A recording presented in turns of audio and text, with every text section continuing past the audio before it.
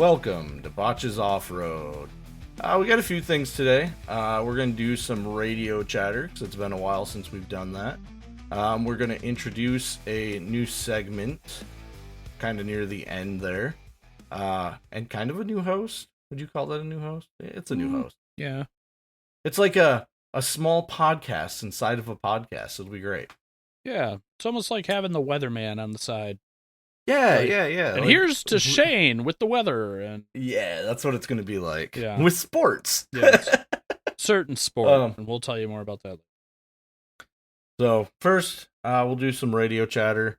How you doing, Gavin? I know, All right. I just saw you. Like, I've seen you this whole time. Yeah. I'm doing good. I'm kind of disappointed. Yeah? Yeah, I mean, nobody's called our voicemail. And yeah, our voicemail's dead. as that being my favorite part of the show, you guys are really ruining it for me. And it's free. We don't really care what you say. We just want to hear from you.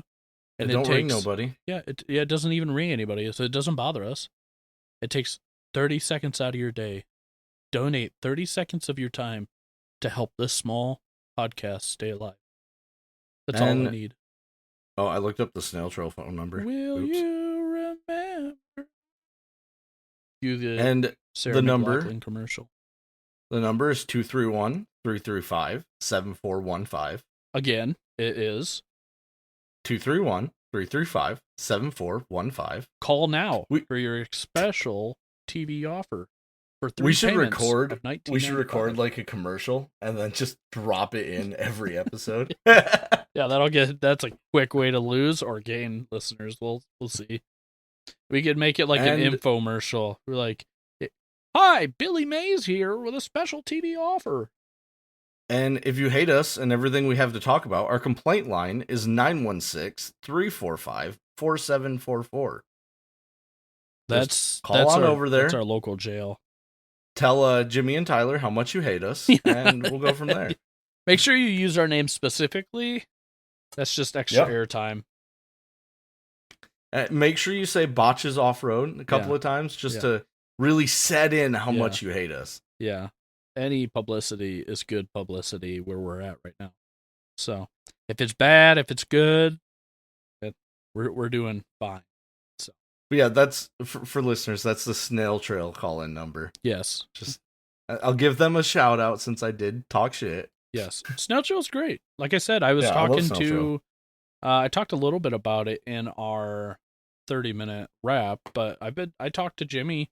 He was sending me emails back and forth about some options, and he was really honest and straightforward, and I appreciated that. And Jimmy's great.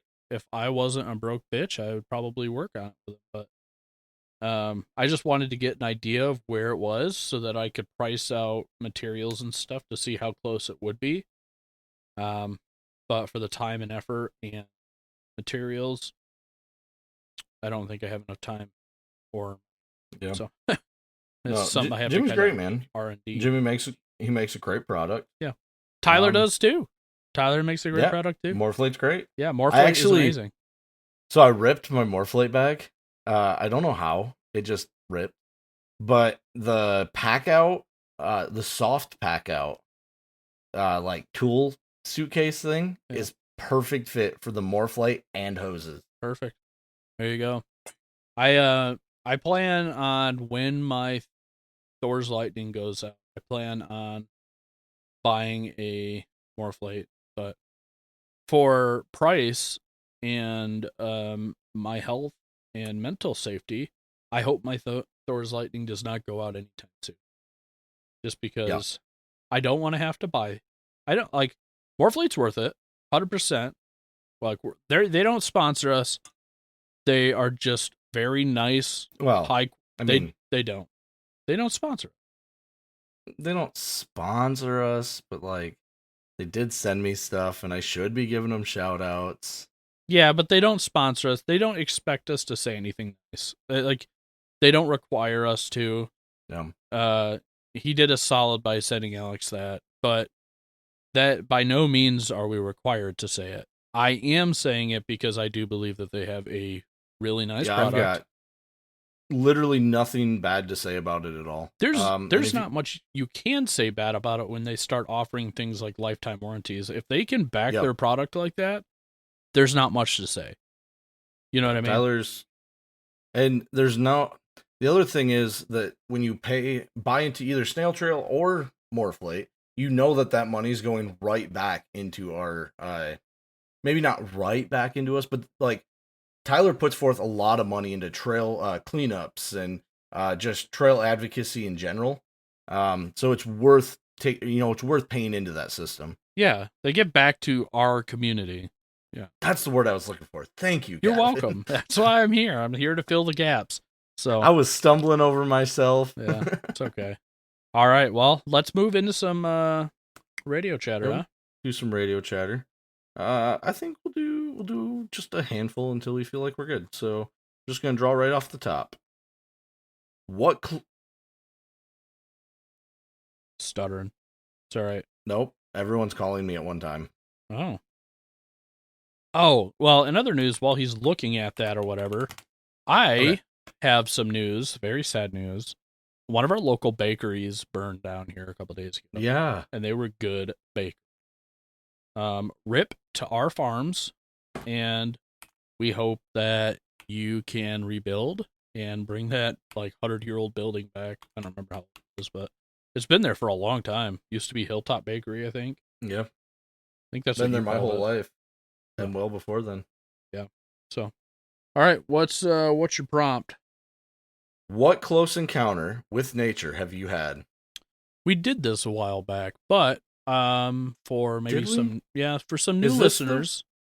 This is the used pile. Let me go grab the new box. Oh Lord. All right. Well, while you do that anyway. Close encounters with nature. My most recent one would be the elk I almost hit in Atlanta last year. So we were going to a kids camp, and Atlanta, Michigan has always been known for having elk. Like they've released elk there. And I went there to do a kids camp and was really hoping to see one. But my drive into camp that night, we actually seen an elk and we almost hit it. And that was the first time I've seen an elk in the wild in my adult years. And it was super cool, even if it was for a brief second. I think I still have like a 5-second video of us almost hitting its ass. But that was like my most recent animal encounter that I was like really stoked about. I've been looking to see a moose. I'd love to see a moose up close in the UP, but this just hasn't happened yet. Yeah, my most recent nature encounter actually happened in a dream. Does that count? It may as well, dude. I had a dream last night that we were like mountain lions became like super sentient and were like hunting us down. Like it was wild, dude. That would be scary as it was terrifying. Yeah. Yeah. I think that and like if raccoons have become super sentient, they would be a problem.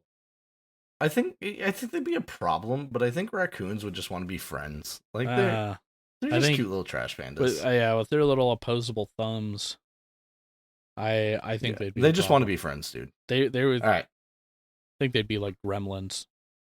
What is your most embarrassing adventure story? Off the top of my head is probably the one I had to leave early and leave. We did a trip where the kid ended up getting a fever. And while that wasn't embarrassing, it was the not having meds to calm the fever. We usually do. We ran out. But I also got stomach poisoning during that. and I had not heard about the magic pill to stop you from doing that stuff. But I was sweating. Like I had to puke. I had to take a poop. We did not have established bathrooms yet. I had not. This was before I even got a bucket, and I was digging holes. And yeah, it was like every 5 to 10 minutes I was out there leaning against a tree. My legs were shaking. I was sweating. Bark was sticking on my back, and that was horrible and embarrassing because it was like I'd be sitting by the campfire and I'm like, I gotta go. At that point, we left at like one. It was like 1 a.m. We're like, we're leaving too. We just threw everything in the truck and just drove away. And we're like, sorry. That was with Ed and a couple other guys. Rebecca. Yeah, that was just horrible, dude. That was probably the most embarrassing because I felt like I quit. But I was in so much pain and stuff. It was at that point that Sienna was stressed out. The kid was crying all night. I couldn't like help because I was off going to the bathroom all night.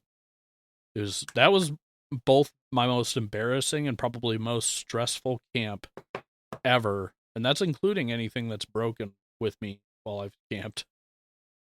So, what about you?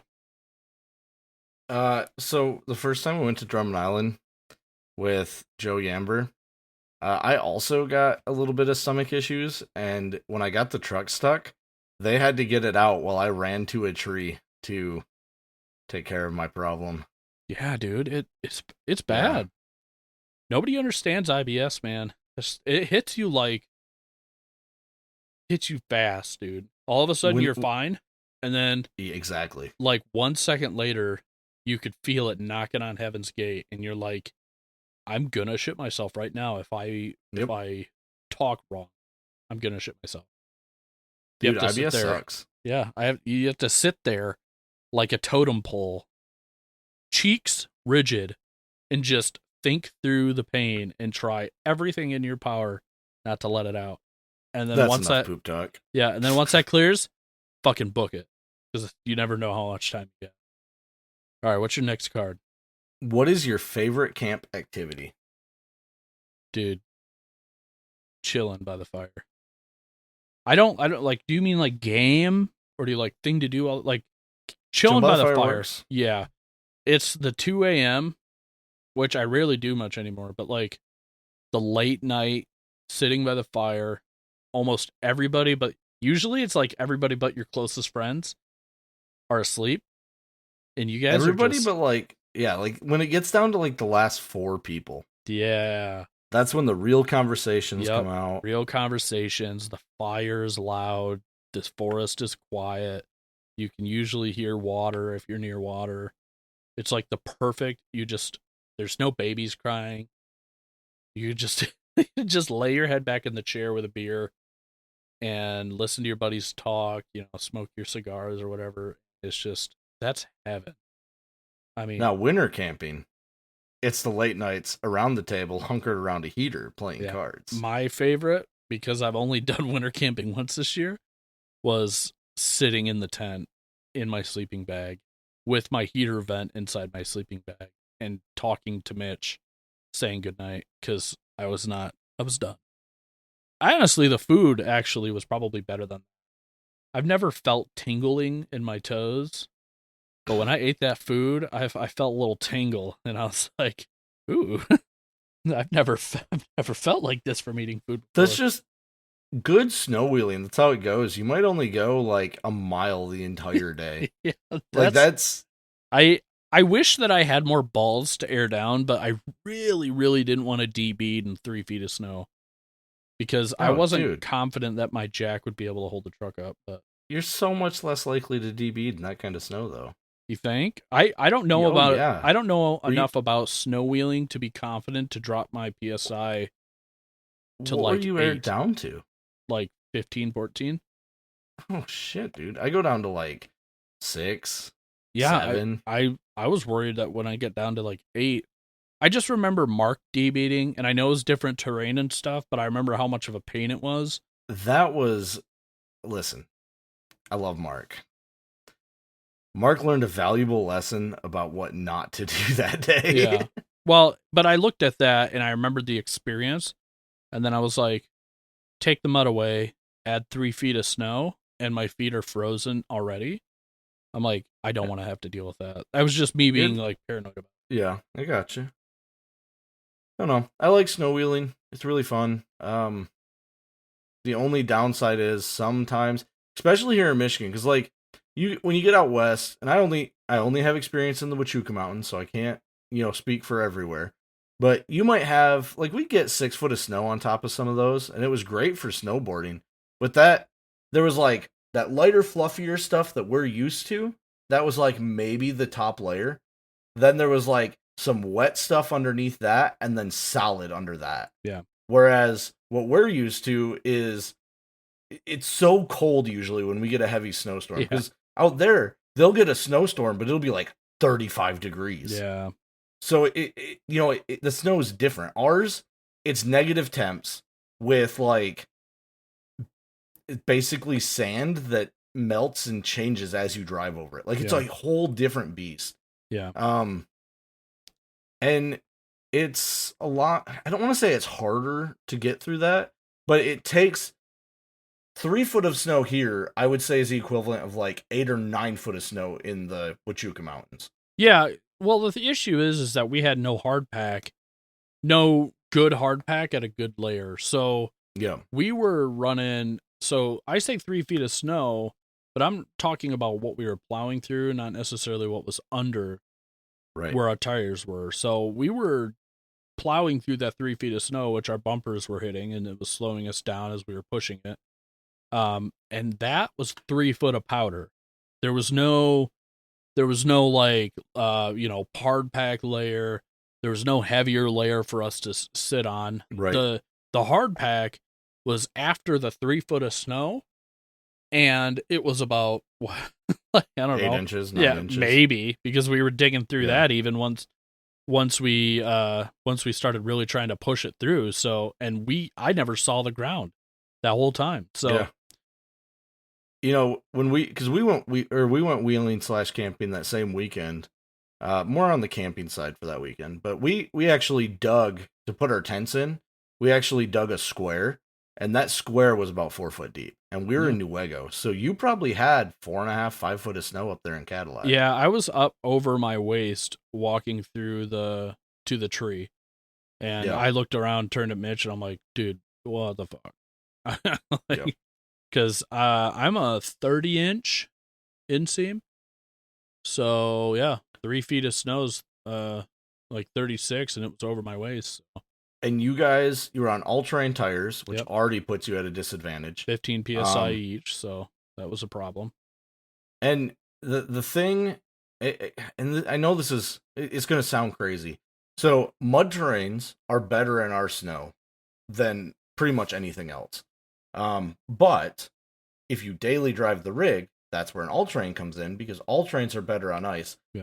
Having now done triple peak all-terrains and mud terrains on ice, it's about the same, honestly. I'm going to be going back to mud terrains after this set of tires, just because I haven't really gained anything. I lost traction in snow. I lost traction in mud, and everything else is the same.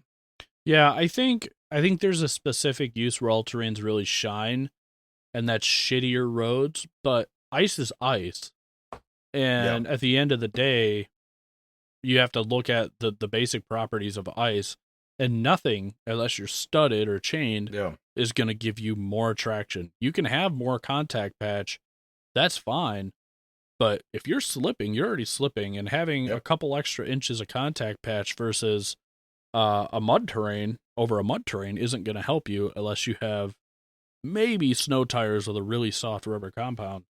But I mean, on ice, there's nothing you can really do. Point your car in the direction you want to go, and if you do get stuck, hit it really hard to get out. Hope you do. Those Cum-Hos I'm on now, they're triple peak rated, and were they better in the wintertime on road than what my mud terrains were? Yeah, they were. I mean, hands down. Yeah, I knew you were driving faster with those. I was like, oh shit, I have to actually hit 55. But like, was it worth the trade-off from what I had when I wasn't on road? I can't say that. Even looks. I know looks aren't as big as a play, but Alex's all-terrains versus his mud terrains, it almost looked more like a street trophy truck than it did a hardcore wheeler. You know what? I looked at it as, hey, if he gets more traction on road and he's good to go and he's happy with it, then fine. But it definitely didn't look as cool, and that's why I tried to get meatier all-terrains. I think I really like my Winter Peaks. I'm really happy with them. I have no complaints really, because I don't do the super deep mud. I don't need mud terrains per se, but But mud terrains are better on rocks. Mud Yeah, terrains are better in sand. Well, not deep sand. All yeah, that the cum hose will really shine at like Silver Lake over my yes, mud terrains. right, yeah, yeah. All Um, terrains do better in that deep dune sand, I think. yeah. But I mean, you have to look at it from use case too. Like, what are you actually going to be in more? Like, we're barely at the dunes. We're Yep. barely in anything with sand that's deeper than maybe 4 or 5 inches. What I Which, actually plan on doing is I'm getting a set of Steelies as soon as my truck's, not port. I'm gonna get a set of Steelies. I'm gonna get some inflatable beadlocks for them, and then I'm gonna get mud trains to put on them. That way, I can run down to like 0 psi. It's a Steely, so I don't mind drilling the extra hole for the beadlock. And then I'm gonna keep my all terrains on my nice wheels, and I'll throw those on for wintertime. I'll throw those on if I'm doing any long driving, anything like that. But then when I go wheeling, I'll put the mud yeah, trains back on. it is good to have an extra set. Like I said, I'm happy with what I got, but if I had more time and space, probably I'd probably throw an extra set on. There's a couple I passed on Facebook that have been like $450 for a set of tires with decent tread. I'm like, no, I just don't have the space for them really, and Yeah. I fear that I would just let them. They probably dry rot by the time I got to them. So If you keep them, there's stuff you can do to lubricate them, which is what I'm gonna do, and then tarp them. mm-hmm. So I gotta store them outside. I ain't got nowhere to put them inside. Yeah, Except maybe my basement, I guess. I could put them down there. that's Actually, that's just a probably where I'll put them. yeah, But yeah, so I mean, I think the more I've tried both at this point, because up until I got these cum hose, I've never had all trains. I've always had either mud trains or tires on a sports car, you know? Um, I think your all terrains too. They look more tame tread wise than other all terrains. Like I would be curious for you to try like um well, Kenda Clevers, like the all terrain. I ran KO2s before this. Right. KO2s are just as aggressive as a Kenda Clever. Yeah, I don't know. KO2s are good in snow, sand, rocks, okay in mud, not amazing, not great on ice. Yeah. Well, and I think KO2 is a very that's a tricky one because KO2 you either I think you either like them or you hate them. Everyone I've talked to who hated a KO2 did not have it the right KO2 for their truck. Yeah, and through the FJ forums, it's a big split. A lot of people hated them, a lot of people liked them. And that was like, yeah, I'm good on this because you don't hear that as much with Wild Peaks. The And dislike is less. Wild Peaks also really fell into my lap, so could really place what it. it comes down to is that KO2s come in like every load range. Yeah, I know. I'm Whereas aware. Wild Peaks come in two. Yeah. Well, maybe that was a Um good thing. I don't think so because if Wild Peaks came in a load C or load B like KO2s do, they would be a much better tire for like your truck or my truck. Yeah. It'd make them softer. It'd make them dig easier. Yeah, I think there's good and bads to that too. Like softer also softer, you don't want to be too soft either, so I I don't mean, know. yeah, I don't know. And the other thing is, in wow, this became a tire talk episode real quick. Um, the other thing is that mud terrains have thicker sidewalls than what an all terrain does. So if you're running a mud terrain, you're less likely to puncture a sidewall on trail than you are on an all terrain. Just literally every single category except for ice driving, mud terrains are better. Yeah. And I haven't had enough experience with mud trains. I've only had like 1 or 2 trucks with them, so I can't really But speak on that. So and I have no again, opinion on it. there are shitty mud trains out there, so like don't take it as just because it's a mud train it's better, but Yeah, that's the thing too to remember is there's shitty versions of both. So just expecting whatever tire that you pick up, some Kumo mud tire or something, that it's just going to be great. It might not work honestly, as well as something else. the Kumo all trains are honestly phenomenal. Like My only qual with them is they're not as good in deep snow. Yeah. They were fine on rock. They're okay in mud. Not as good as a mud terrain, but they're okay.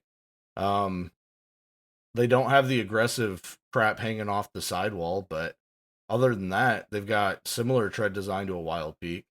Um, yeah, they're pretty good. Yeah. They just don't have aggressive crap hanging off the side. That's a big bummer for looks, man. It is. Uh, I mean, and not only that, but for sidewall strength too. There is. it doesn't. It just rips them off. It doesn't really add anything.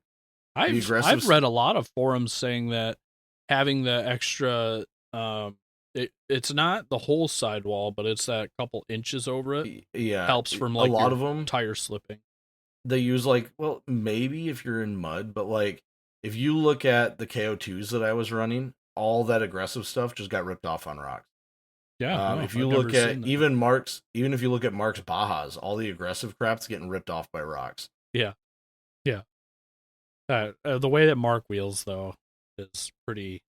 I can't blame it. But if you're gonna wheel that way, and don't get me wrong, I'm not saying that it shouldn't be there. It does help. Yeah. It's gonna end up chewed up anyway. So like, does it really matter? Oh, that's for you to decide. I've never Audience. punctured a sidewall. There you go. You better find some wood to knock on. Yep. Oh, that's too many. Just did the All right. opposite. For the next one, what are some tips for maintaining your rig or gear? A sprinkler. Yeah. Well, Put a sprinkler under your truck in the winter. It just flushes the body better than any car wash will. Yeah. I don't know if this card is asking for tips for certain things or not, but for me, I would say like making checklists. I have an issue remembering everything, so I have pre-trip checklists. I have gear checklists. I have food checklists. I have spare parts. I have a few different ones that I've made over the years. While I'm camping, I'm sitting in my camp chair and I'm like, I should have looked at this. I added that into the checklist. Oh, I should have did this. I added that in. I recently have been having the idea, which we can't do with Printful, but I gotta find one. I want to make a book. We'll call it like an adventure book or something like that, and it'll have 8 or 9 pages of the same checklist, so you can go through each one for so many trips. It'll have logs for keeping track of your oil, stuff like that, and it'll all be pre-filled out, so you just have to go through and fill out the lines. Yeah, that wouldn't be a bad idea. That's something that you could like throw in the glove box too. Right, Exactly. So you can look at your oil changes or look at the dates where you worked on something. I don't necessarily keep all the receipts to track dates, so that would be kind of useful for that. But yeah, I mean, just for maintaining stuff, I have lists for maintaining pre-checks, stuff that I want to look at before we go out anywhere, so that it gives me the peace of mind to know that we're going to be okay. And then I keep everything organized and charged and maintained during slow months. I don't know if you do any of that really, but right. He goes, I don't. Nope. Everything that I use all year round. Yeah. Well, so for instance, what I'm not using all year round would be during the winter. I don't use my fridge. During the summer, I wouldn't use the diesel heater, so I would probably check on that every once in a while. Diesel heater, you probably wouldn't be bad to let it sit for most of the summer, but then like late August, early September, try and fire it up, make sure it's still working. Yeah, exactly. And then just go through it and repair whatever needs repaired. Yeah, I mean it's one of those things where like you don't want to end up going and taking something that you haven't used all year, expecting it to work, and it not running. Like let's say my battery pack, my Anchor 512. If I didn't touch it all year and I threw a charger on it, just threw it in the truck and expected it to run and it doesn't work, that's, something that you want to maintain and just check. Make sure your things work. I turn my fridge on every couple of days, make sure the battery's topped off, make sure the pumps and everything are working on it, shut it back off. I check my faucet, charge my faucet, my USB-C powered camp fan, anything that's powered by my USB, I thought you like said ESP, and I yeah, was thinking ESP32s. So I was thinking ESP like Phantoms, like yeah, like but yeah, no, like anything that's powered by that stuff. I try to have it plugged in for a couple days, and then I'll switch out with another product, put that back in, and then every 2 weeks or so I'll re-rotate everything just to make sure, um, just to keep the batteries fresh, because there are some batteries that if you let them sit for too long, they do begin to lose effectiveness and charge. And for the amount that we pay for the stuff, for the better quality stuff here and there, or maybe not the better quality stuff, but in general, just the amount that I pay, I want to make sure everything works and is best maintained to my ability. yeah, like I said, everything that I use camping, I pretty much use at home. So there's nothing that isn't getting regularly rotated. Yeah. Most of my stuff runs off Bauer batteries. Well, obviously, I'm charging or decharging those all the time with my power tools. Mm-hmm. I've got a couple of Milwaukee M12s. Same thing. I use them for my coats. I use them every day. Um, so I mean, most things, or my headlamp, but I use that on the regular because it's nice to have around the farm. Yeah, I've used that DeVos. I don't know why I keep saying Devos. DeVos. Devos. This is funny.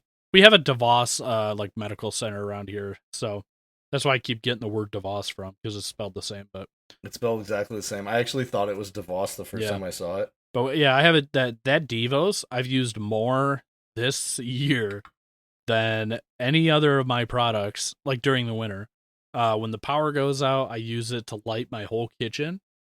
It's that bright that in a Yeah, house dude. it'll light a whole room easily for hours. I use it when I was refinishing all the walls. I used it as a work light. I use I use it for everything, dude. I brought it Yeah, over Devos is to sick. I brought it over to Alex's when we were working on Mark's engine here the other week. I hung it up from the hood and used that as a light for us so that we could see. I mean, it works good. That's good quality product right there. Actually worth the money. It is 100%. All right, you want to Um, get to the next one? what destinations are overrated? Hmm. Any destination. I wouldn't say any destination, but I would say camping state parks are over. Hmm. Like Usually.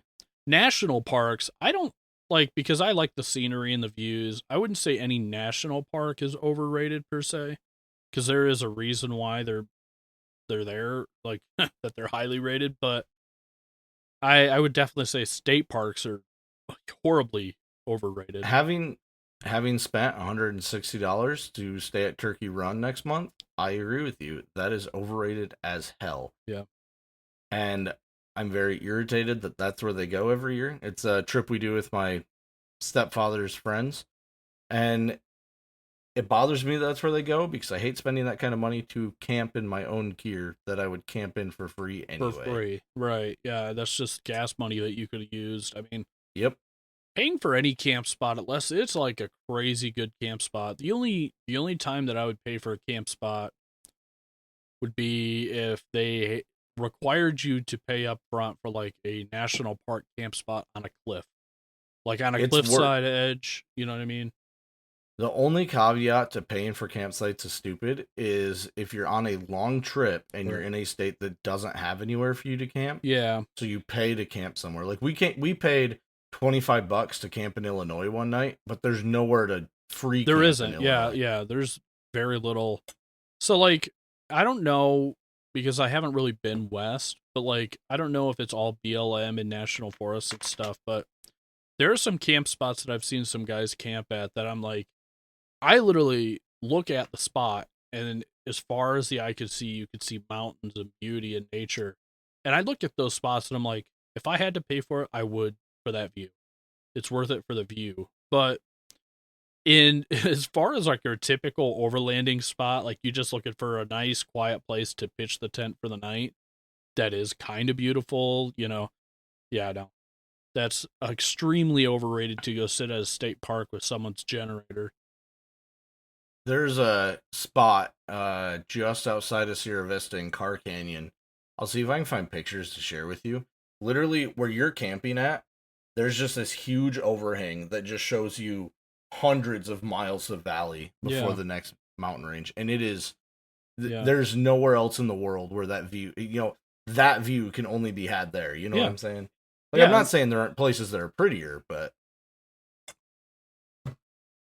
yeah, I think those kind of views are worth it. Those are the once in a lifetime style views, like the views that you look at, you're taking pictures, and you can just go, wow. Those things, those are worth seeing. Those are worth paying a little bit of money to see. I'm okay with that. Like, I've seen enough videos. I've dreamt up.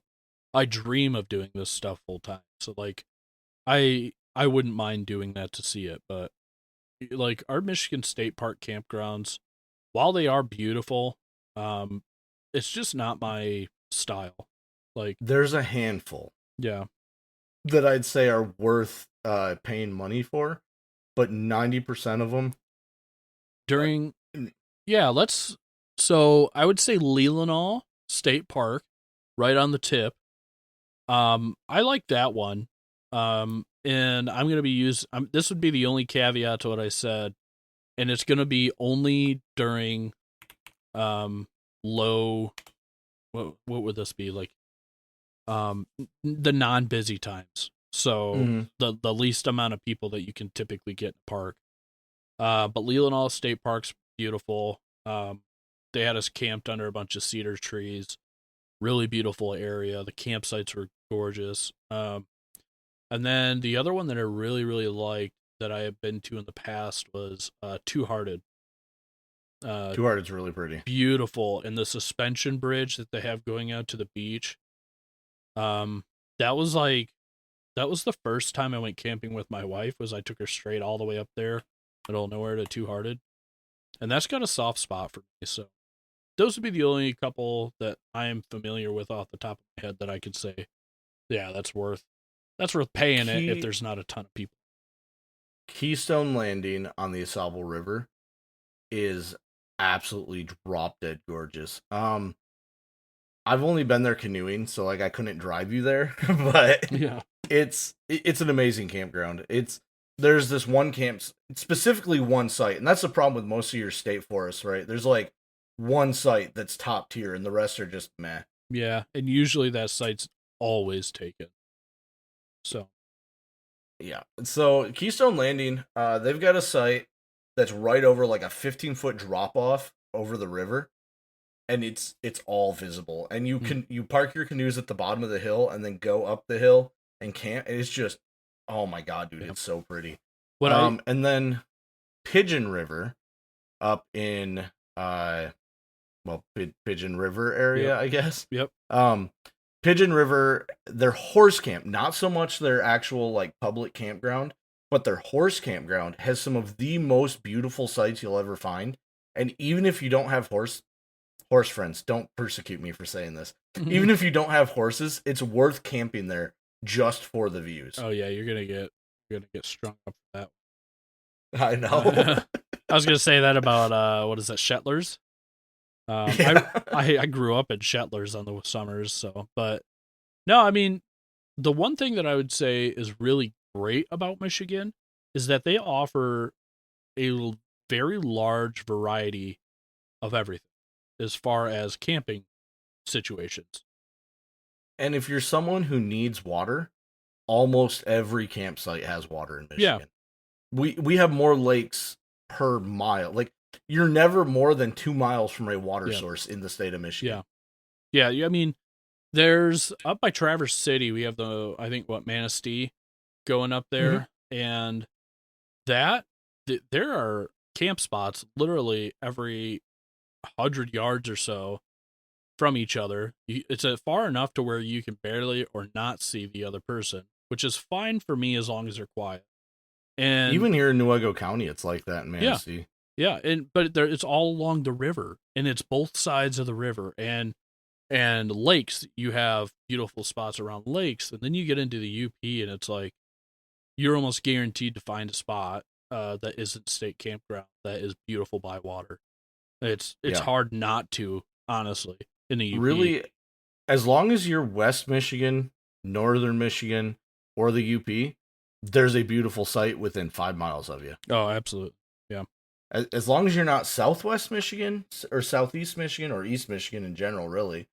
As long as you're not in one of those areas, once you get like where we live north, you're always within sight of a beautiful campsite. Yep. Some key spots would be Cadillac, Kingsley, Atlanta. I love Atlanta. I think Gavin that's will, pretty wild over there. Gavin will disagree, but I think it's because he lives with blinders. But the White Cloud area has some absolutely gorgeous campsites. I don't disagree. I just haven't camped in White Cloud ever. Because you don't have much need. You live here, you know. Yeah, I think it is because I live here that I want to go and see other things than. But I mean, some of these trips that we're gonna have coming up this summer, I'm probably gonna do more local too. We don't have a crazy budget. Yeah, that's the big thing for us is budget this year. So we're gonna be doing a lot more local. I think we have like maybe one 5-day trip that we're trying to plan. That'll be out of state. And then we have Benji's trip that's out of state. But other than that, everything's going to be pretty much local. Yeah. All right. You want to grab another card? Well, this would probably be, depending on the topic, our last one. This will probably, more than likely be our last one. What do you do when you are not on an adventure? I prep. All right, we're going to get another card. Yeah. I prep and watch other people adventure for the next one. I go to work and I struggle through and I watch people adventure and I play games about adventuring. And then I go to bed and then I wake up and I watch videos about people adventuring. Podcasts. And then I go to work. Yep. Yeah. Dude, all day. I've got enough off-road podcasts at this point that's almost all I listen to. Yeah, it's not a super big exaggeration to say that in our own ways, we eat, breathe, and sleep adventure of this style. That's all we do. I mean, not just when we're on podcast, but when we're off podcast and we're talking to each other, it's always a Facebook build for a rig. You're right. Like it's always a trailer build. You go through our group chat. When it's active, it's been dead. Yeah. And it's always some kind of Facebook build. Oh, this would be a cool truck to drive, or this would be a cool truck to overland. Did you see that $13,000 2-bay bathroom I sent earlier? Yeah, I did. Yeah, this would be a sweet bathroom. It's like a she shed with a bathroom and a sink. Two of them. Yeah. 2-bay or two. It was really cool. Yeah, it was cool. It wasn't like most of them are like white and just basic. This one had like wood paneling. Yeah, it was very 80s-esque, like 80s camper build. But yeah, it was cool. But for $13,000, I'll shit in the woods. There ain't no way in hell. No, you can, and that that thing's gonna be unstable as fuck too. Like on a trail. No. It was a 2-wheel trailer, like super short wheelbase. I mean, that doesn't make it unstable on a trail. Well, doesn't it make it unstable on the highway? Like really short trailers, 2 wheels. Not really. You know, like the big problem with that one, it just wasn't set up right. Yeah, I think usually what you see is like those being really wobbly on the highway. Only for people that don't know how to drive with them. Yeah, well, that's a big amount of people. Fair warning, this is a adventure or after dark card. What is the swinger sign in the adventure community? Yeah, I think we're gonna need a new card, but I give you the quick one of this. It's still the pineapple. It's always been the upside down pineapple. Yeah, yep. I'm pretty sure it will always be an upside down pineapple. I don't see any swingers when I'm wheeling. I don't know. That is not maybe as I prevalent. do and they just don't tell me. Yeah, it's not as prevalent as Florida makes it out to be. I think Florida's really a swing state in more than one way. How do you stay cool in the summer and warm in the winter? All right, this is a card we can go in on. Always shorts, no shoes in the summer. I almost never wear shoes in the summer when I'm camping. Always shorts, always a t-shirt. I always wear black, but it's obviously not a good choice for the summer. And then you want a tent with really good ventilation. That's the big one. Yep. You want a good, and you can even face your tent towards the wind for better. It's something you might want to think of if it's 90 degrees. Or buy yourself a tent that can take wind ventilation from all four corners. That's true too. Yep. And then also a good fan really could make it or break it. 100%. Even a cheap fan's better than no fan. Like, I think Alex has my other fan, but the fans we had before that went off of D batteries, which then I had to carry D batteries. But that was it was an okay fan, but the wind power between that one and this one, plus this one oscillates and stuff, this one is miles better. Miles better. And like, if you're really bougie, you can get like an AC, or you can make like a swamp cooler. You can like tube your tube into a cooler or something and have that ice water get pushed into your tent. But I don't know, just that doesn't last very long. No, and you'd waste ice. And like, you could do an AC if you're Michigan, I think there isn't really a good place for AC unless you're like, there've been some crazy hot nights where I wish I had it, but like, you're not gonna die. You're always gonna survive it. It's like, in Michigan, I've had some warm nights. Generally, if it's a warm night, I have like maybe a sheet. Yeah, not even. I sleep in my fucking underwear. Yeah, I sleep straight in my underwear. Yeah. Oh, you wear underwear? Yeah, I don't even make it that far. Oh yeah. I if I have to run out of the tent in the middle of the night for some reason, I at least want to have underwear on. But I generally, if it's hot out, I generally sleep nude, with just my end vents open, facing the wind, so it's blowing through my tent. Yep. And then I keep my PT shorts next to me, so that if I have to go out, I just. Yep. Yeah. Really interested to see how this Gazelle vents in the summer, because it won't vent as well as the Dagger. I know that for sure. The windows, there's not a ton of windows. The top will vent if I take the fly off, but then if it's raining, you're fucked. Yeah, so just for venting, I only have those windows on the side. Really, on both of my other tents, they were pretty much mesh. Anything over like 1.5 feet. I mean, that's the part of the issue with going to a 4-season. Yeah, I think that it's going to be a worthwhile endeavor, though. I mean, I do. I can definitely say if I'm camping in the summer, I prefer to camp in my light fighter than I do in my swag. Yeah, that's the. I understand that it's going to retain heat more, but it's one of those sacrifices that I'm like, I'm okay with sweating my ass off through the night, as long as that when winter comes, I know that I'm good. Like, but even the light fighter though, I'm looking at replacing that. I'm going more to like a bivvy style for my individual camp setup, just because I want something I just unroll and I'm done. I don't want to have to actually take time to set anything up. I kind of got spoiled with the swag because it's like instant setup almost. So I'm gonna replicate that across. Yeah, I think I know that it's gonna take a learning curve for me to get used to a large tent like this in the weight. This is the heaviest tent I've ever had. What's it weigh? Like 65 pounds. It's heavier than my swag? Yeah, dude. This thing's big. And the package weight is 70.8 pounds. Dude, my package weight is 45 pounds. Yeah, this thing is a beast.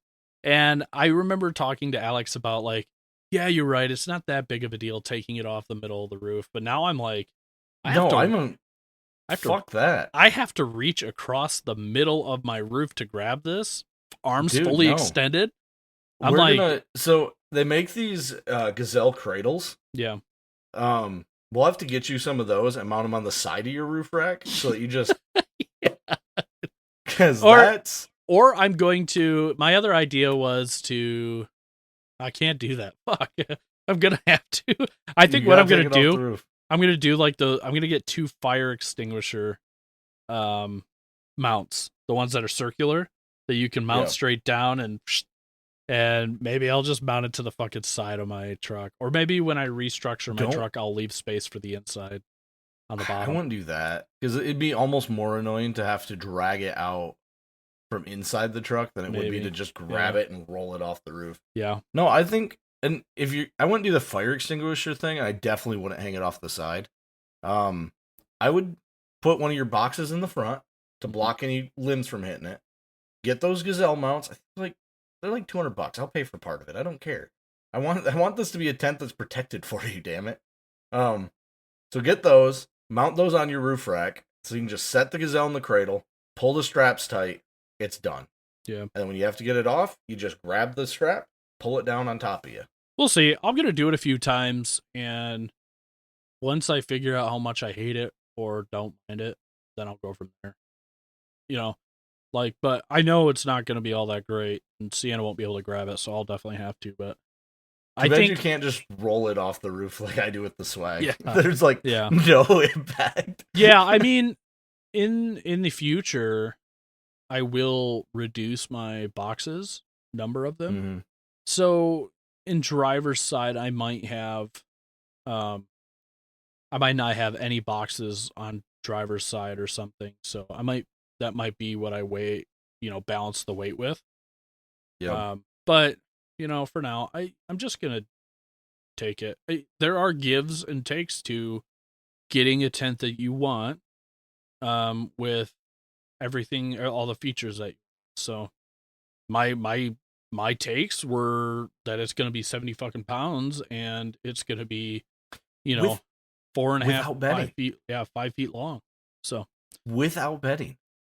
Well, what I'm honestly hoping out of this, I think it's going to be bigger than what I had thought, which is maybe good and bad. But I think what I'm hoping that get out of this is sturdiness.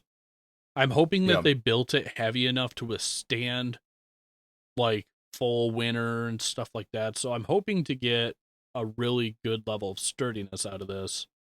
And that's good peace of mind for me. This was not a cheap tent, guys.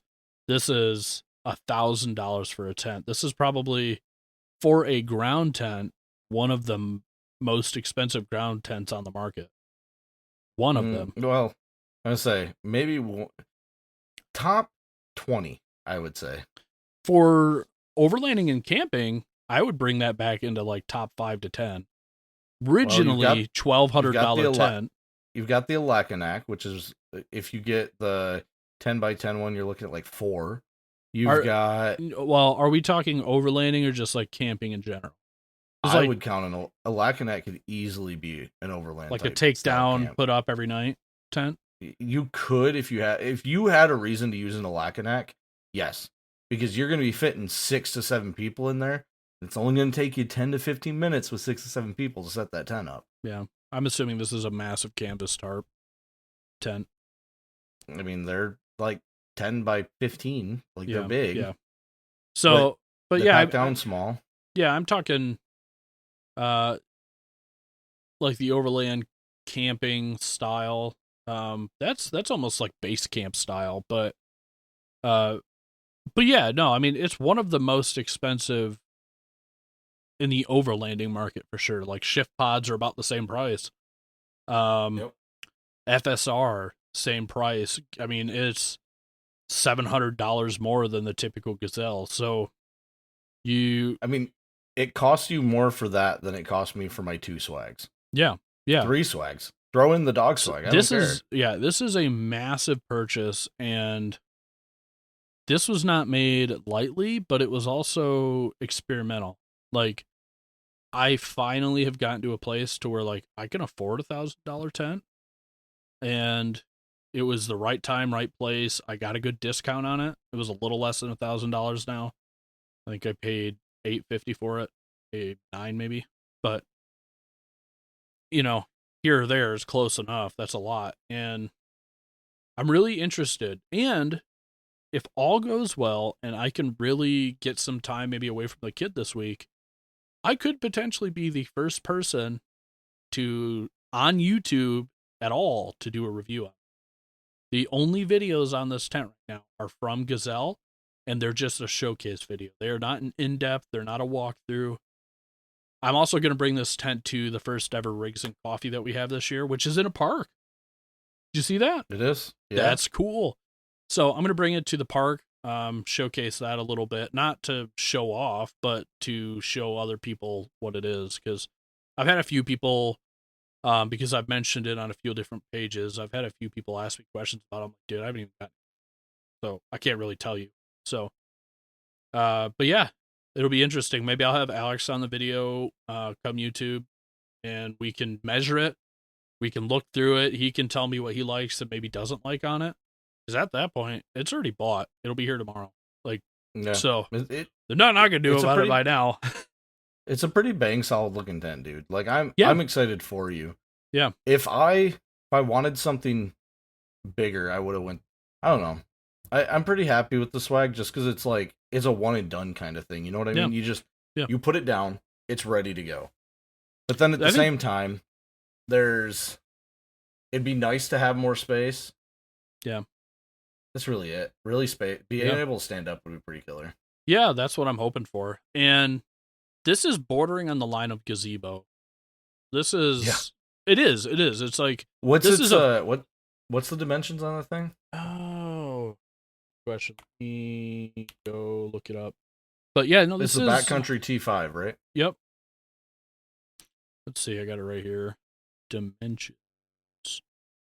114 inches by 114 by 79 137 137 by 137 by 79. Oh, floor width. Yes. Sorry, I was looking at just product dimensions. So what is that in feet? I don't know. I mean that's literally the size of our canopy. Yeah, that's big. That's almost too big. 12 by 12. Yeah. No. You're gonna really like the extra space once you get used to it.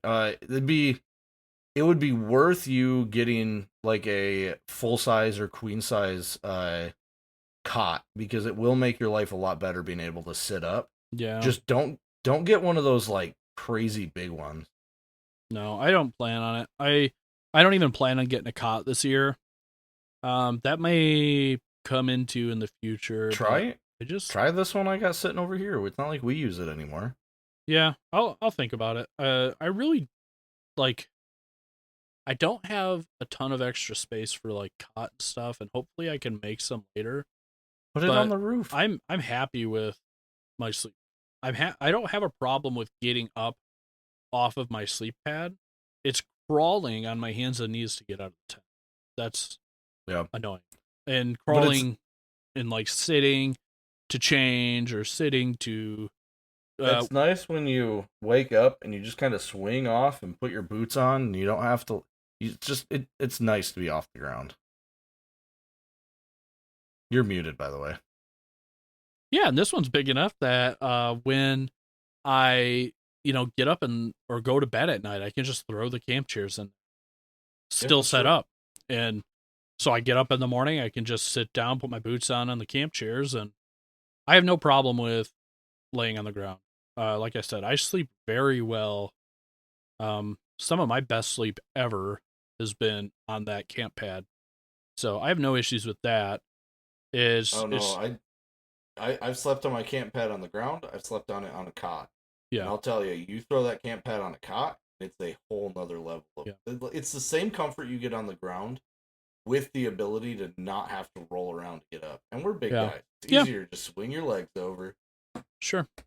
I think maybe I'll test it out this summer, but I don't know if it's worth the space that it would take. Whether it's anywhere anywhere though. Like I don't know if it's even worth that. Like at some point I have to go.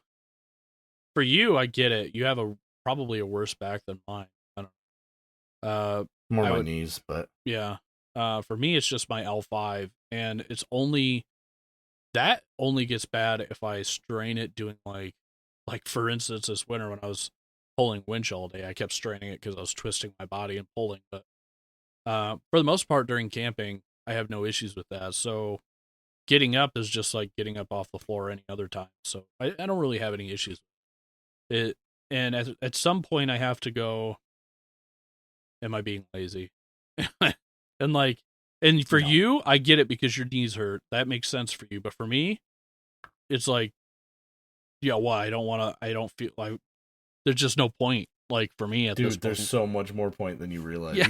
You'd have to try it. Yeah, Like maybe I mean, I've done it cot camping before, but it was on the army cots and I didn't love them. you probably didn't have pads on them either.